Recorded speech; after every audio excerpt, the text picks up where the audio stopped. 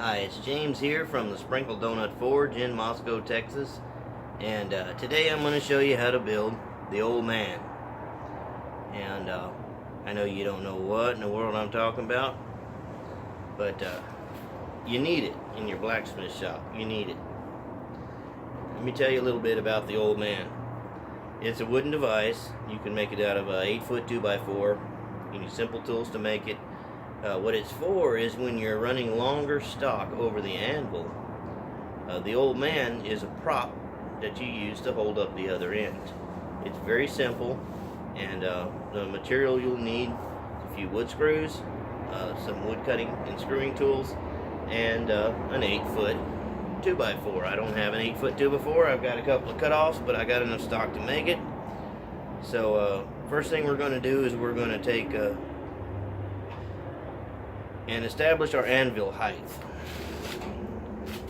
So take a tape measure and measure from floor to the top of the anvil.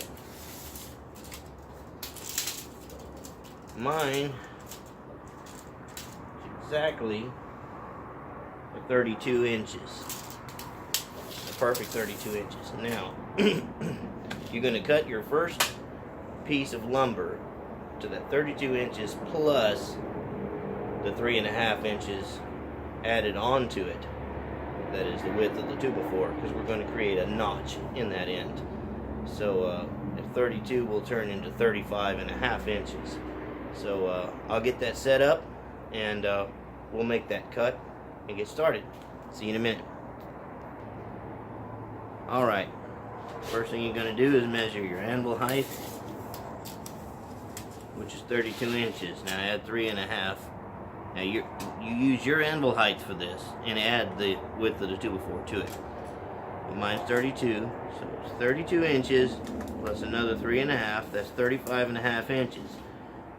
Find that spot on the board and mark you a V. And you take your square and go ahead and make you a straight line across, centered on that V. Now, you take your circular saw and have it at the ready. Put on some good impact resistant eyewear. Make your cut.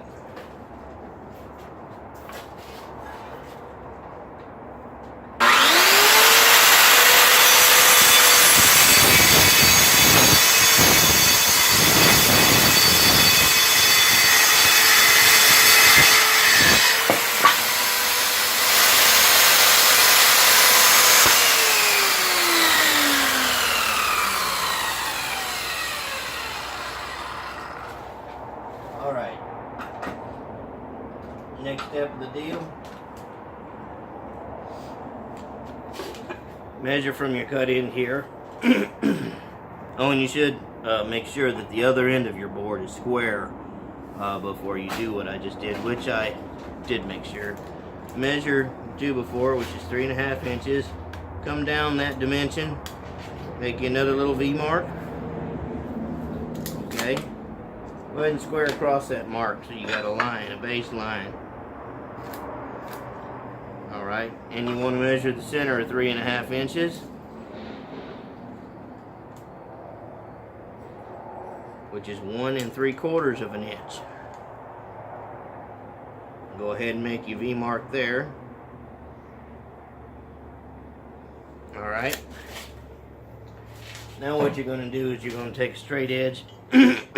Excuse me, I'm congested today.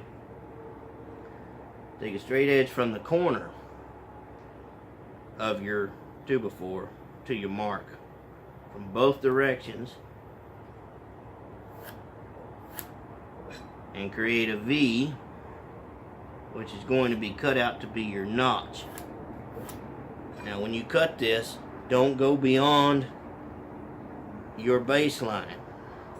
You use a saber saw or jigsaw to finish that cut. So let's go ahead and do that much, and I'll show you what we got going on here.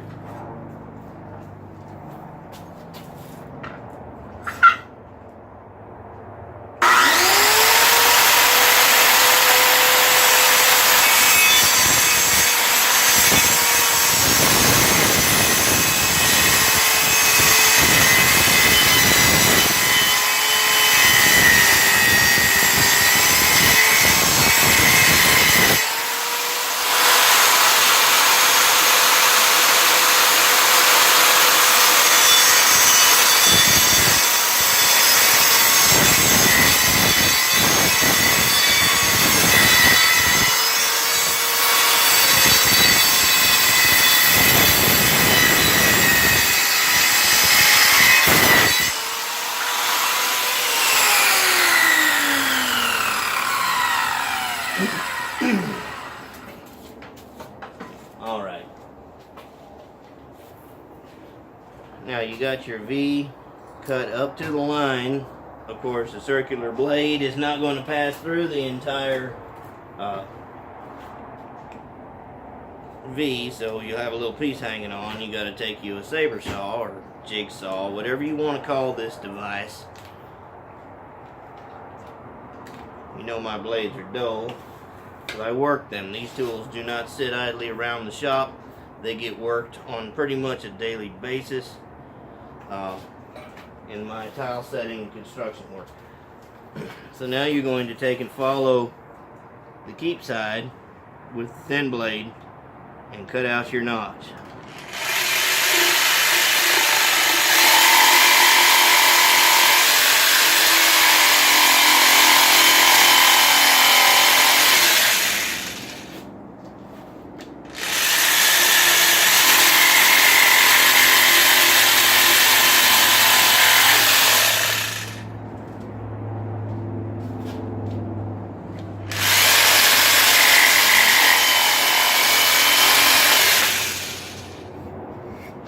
Now we've created a nice V-notch. That part's done.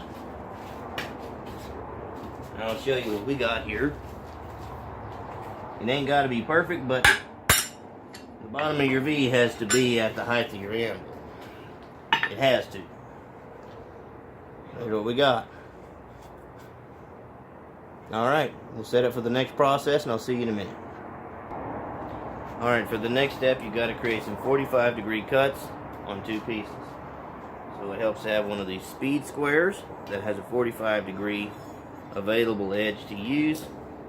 Make sure no debris is clogging the straight edge of your square, the lip, or it can cause you to be off. So here's what we do. Slide this out to the end, will make us a good mark here. And cut that off.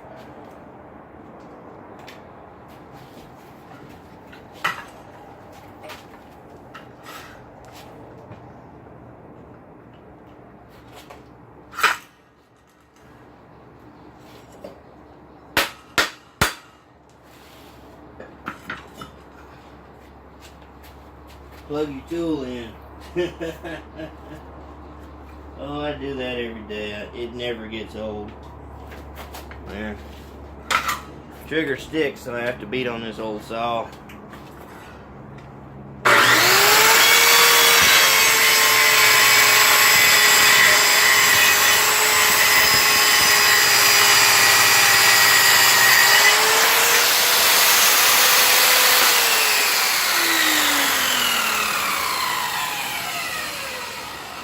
You made a 45-degree cut. Alright. That tripping chunk out of the way. Go ahead and measure 12 inches from the long point. Make you a little dash. And then take the 45-degree speed square and oppose it the other direction.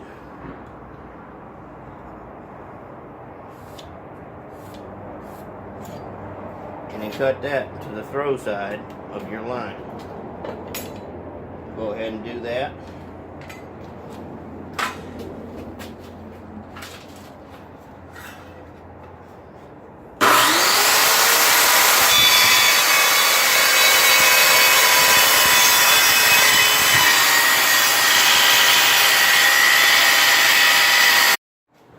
James here with the Sprinkle Donut Forge in Moscow, Texas, and my video was cut short on how to make the old man by a phone call, and I was unable to attach the two videos together. So here's what we got. Measured a board from the ground to the height of the top of the anvil, measured 3.5 inches further and created a V-notch. Now created a 45-degree cut. Measure 12 inches along the long side, oppose that cut. What it does, it leaves a 45-degree angle on the end of your stock here. So you can just take off from that and oppose it the other direction. You need two shaped like this. So I'm going to put on my safety eyewear and we'll go ahead and do that.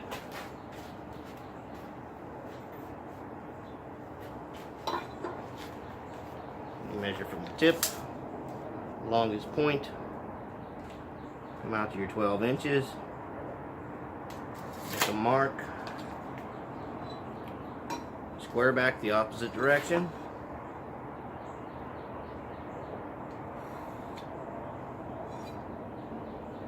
And we'll make that cut.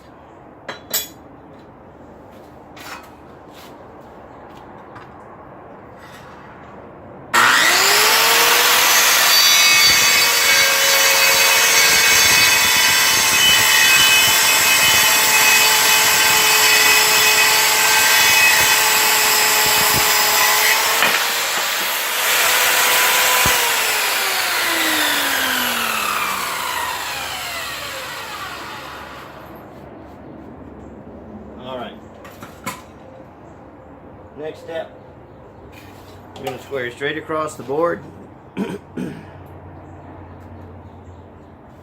Make a square mark. You'll understand why this is being done shortly. Unplug the machine.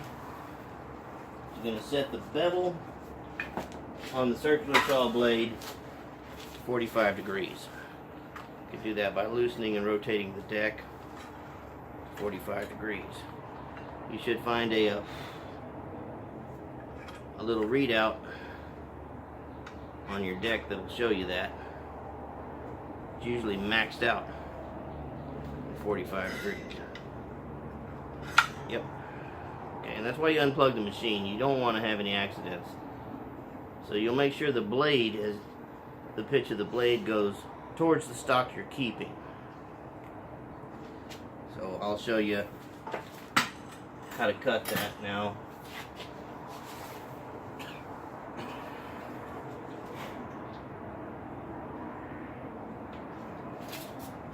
Sorry for the noise he saw, but hey, it's woodworking. You're going to have to deal with noise.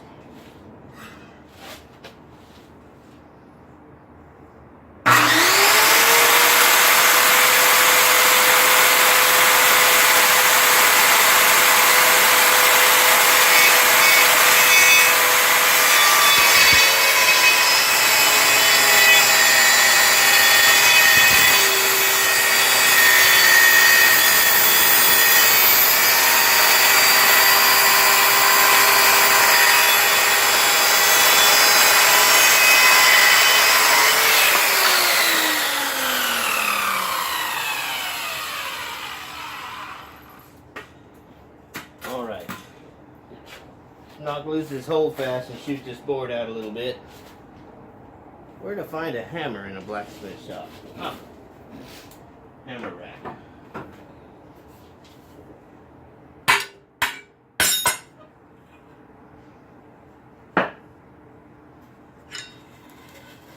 Let's shoot that board on out there. Knock the hold fast down.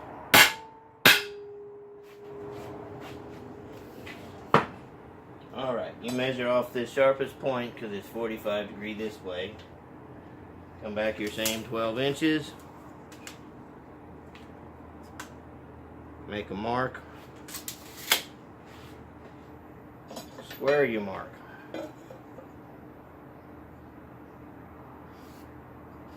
Now, as in the other piece, you want your cuts opposing, so you'll have to come and saw from the other side this way. So I'm going to move the camera so I can get in here, and we'll make that cut.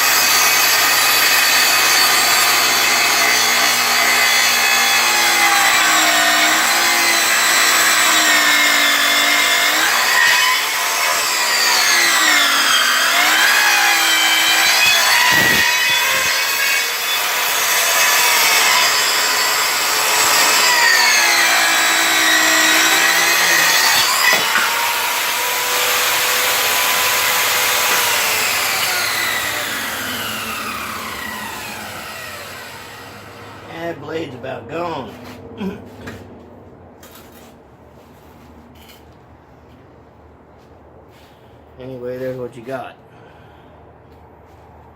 It ain't perfect, but I'll show you how to get around that. Flip it over.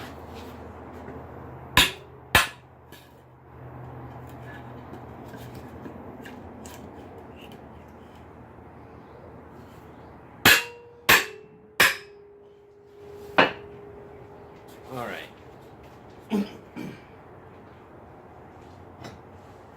Now you measure your 12 inches back from the long point. Same thing I just did. Cut's not perfect, but I will use a level to align the feet, and I'll show you what I mean then.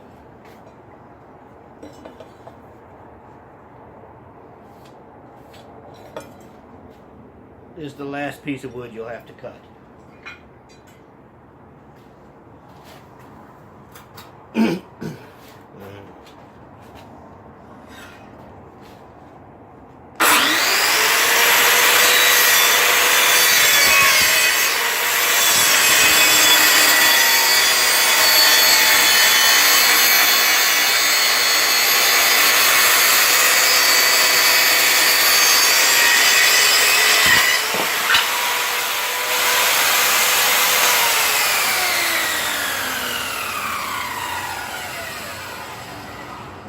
Alright, the components are made, ready for assembly. I'll show you what to do next. See you in a minute.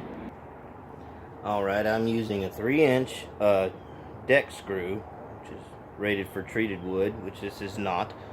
It has a T25 Torx drive, which I like because they don't tend to cam out as bad as the traditional Phillips or the notorious flathead flat bit screwdriver.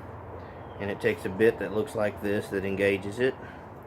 Now, in order to keep from splitting your pine or fir wood that I'm using for this project, you want to drill a pilot hole. What I mean by a pilot hole is the hole guides the screw in the direction, like a pilot guides a plane, so to speak. It guides the screw in the direction, makes it easier to drive, and prevents splitting and checking of your wood pieces. So we're going to get on with drilling these in just a moment, and I'll show you how I do it using a protective wood block locked onto my anvil. See you in a minute. Alright, let's drill our pilot holes. Here's our main component, bottom of the notch at the height of your anvil face, so it'll sit up nice and straight. These are the legs, so we're going to drill the pilot holes. These will be oriented like this against the 2x4. The other two will be oriented like this against the 2x4. So we'll start by drilling the holes in these. I have chucked an 1/8 inch drill bit into my drill, and I'm going to place a piece down on the protective block, get it started at a slight angle, and drill straight down.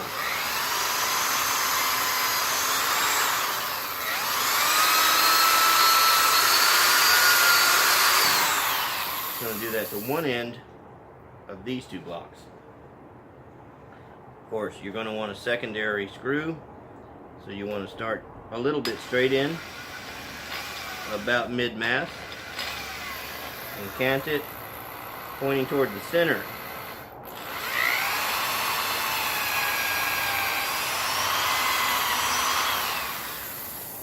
Keep in mind these are 3-inch screws. You don't want them protruding out the other side, so you try to keep at least 1.5 inches of distance between your hole and where your hole comes out. That way it doesn't go through the 2x4. On these it doesn't matter because you're working with 3.5 inches of width here. So there again, you cant your bit, start it straight with the wood, tilt it up, go straight down.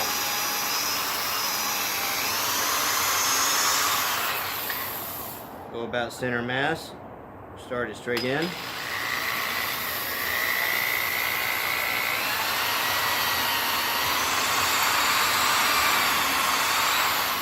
Okay, those are drilled out and ready for screws. These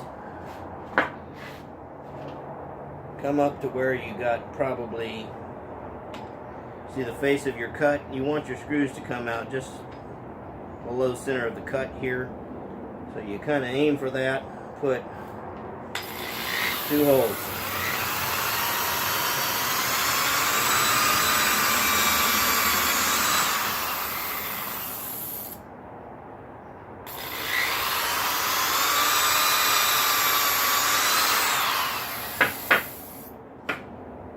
Do the same to one side of the other piece.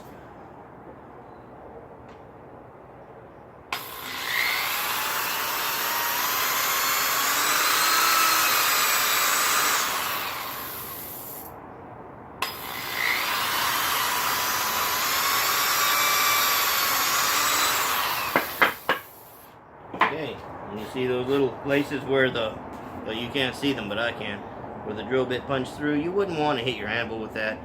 It would probably destroy your drill bit, because anvils are hardened to pretty intense hardness, and it would more than likely destroy an iron anvil, put dimples in it. So you remove your drill bit, careful that it's not hot. This one's not hot yet. Go ahead and chuck in your screw driving bit, appropriate for the screws you're going to be using.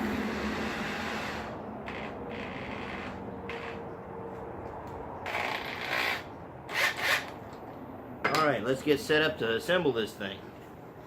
See you in a minute. Alright, I've got a straight edge I'm running across the bottom of the stand, and I'm going to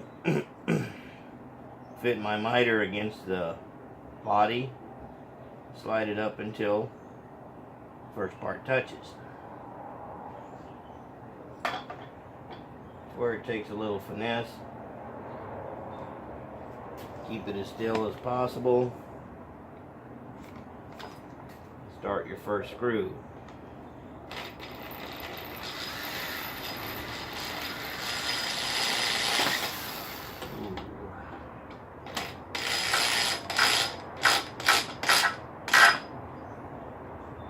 And go ahead and start your second screw.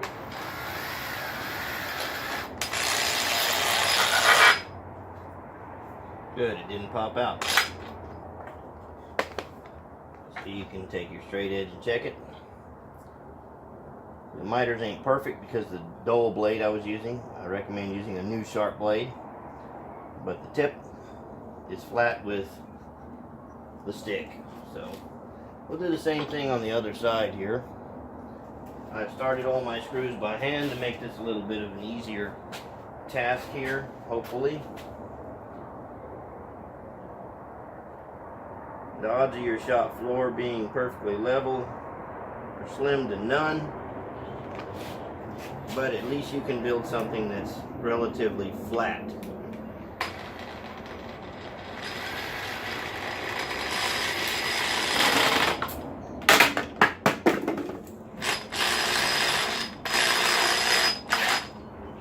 Alright.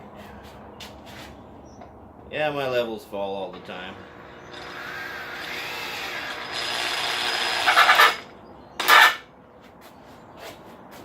Good, point didn't stick through. Now, let me get my little level.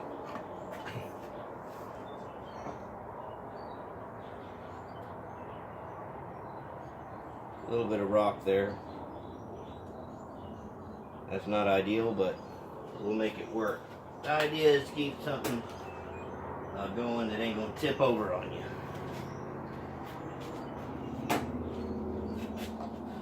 Now we'll see how close we can get. If we can get it good enough for government work or what.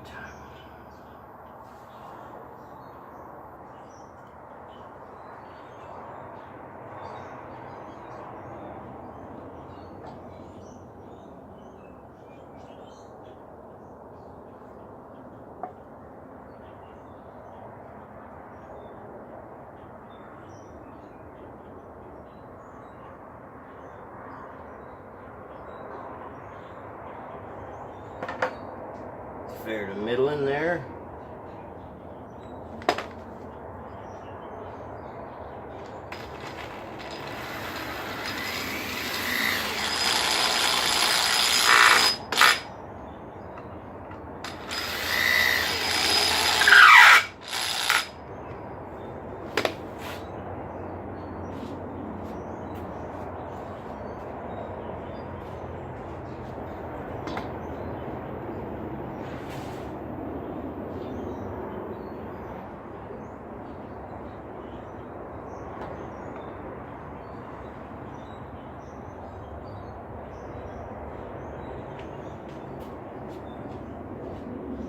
Those screws are sticking through just a little bit. Well, that one is.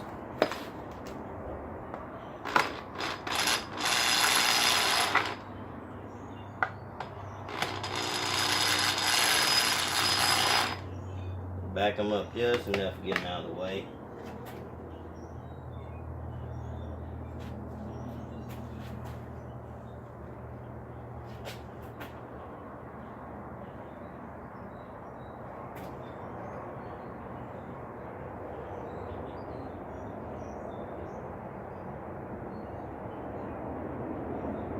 Alright, I see where to attach it.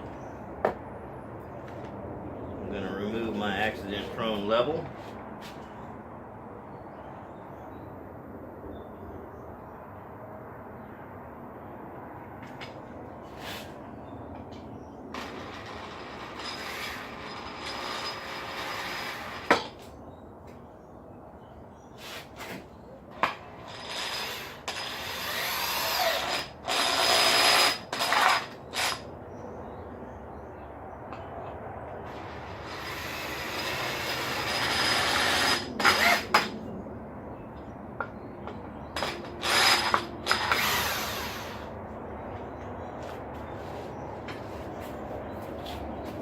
All right.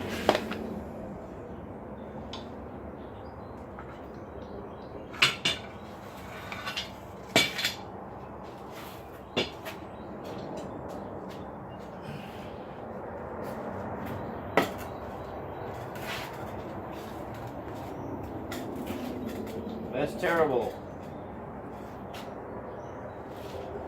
See the problem? This piece is too low.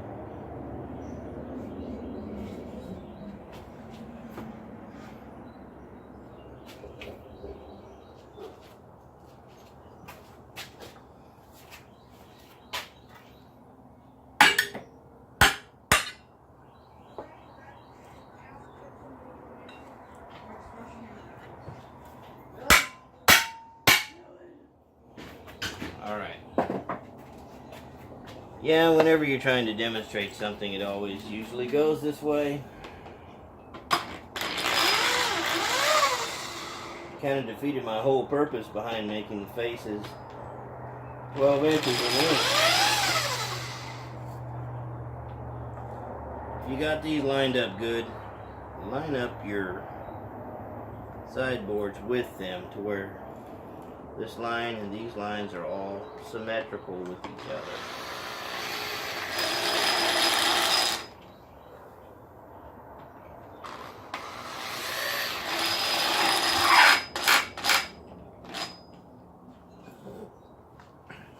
Now it should stand a little better.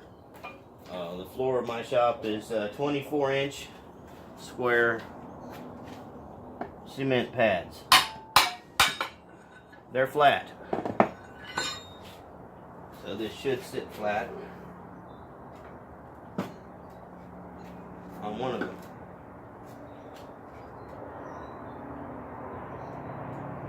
Got a little rock to it.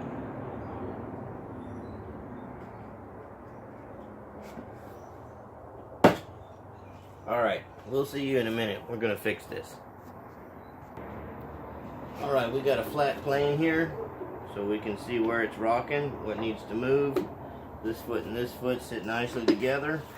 So what I'm going to do is I'm going to back out the screw on this one.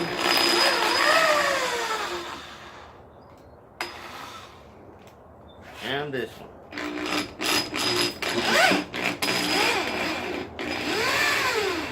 When the screws do that, press them against something. Alright. Try to fit that miter straight. There again, getting back to the original deal, using a nice sharp blade will help you immensely in getting things to fit properly.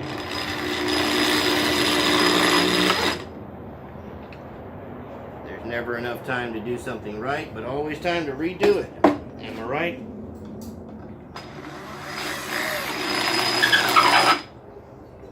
Them three legs sitting nice. Now I'll notice that this one here is up on one side, down on the other. What we're going to do is we're going to take this one screw out on the side that's sticking up. One screw.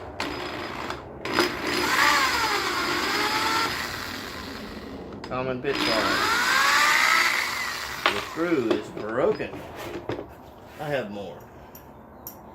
So we'll go ahead and mallet that over a little bit until the foot straight. Alright, go ahead and pull this other one out.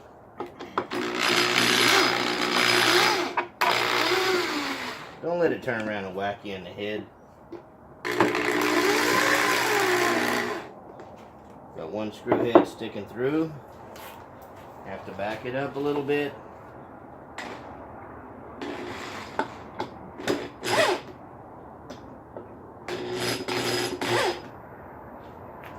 Alright. Got 3 feet flat. Need this other foot flat with the board you're screwing it to. And rotate it until the other foot sits nice and true.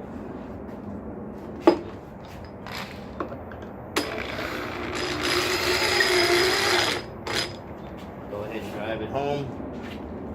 Then we're going to use that hole, but we're going to angle it where we don't hit the other screw.